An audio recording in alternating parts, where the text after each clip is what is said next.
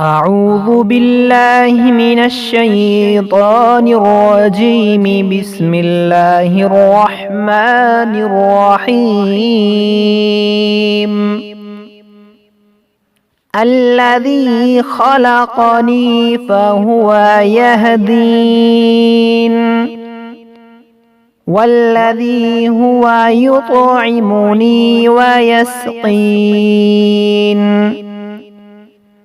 وإذا مرضت فهو يشفين،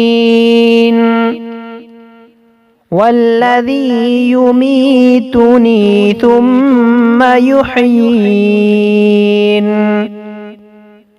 والذي أطمع أن يغفر لي خطيئتي يوم الدين.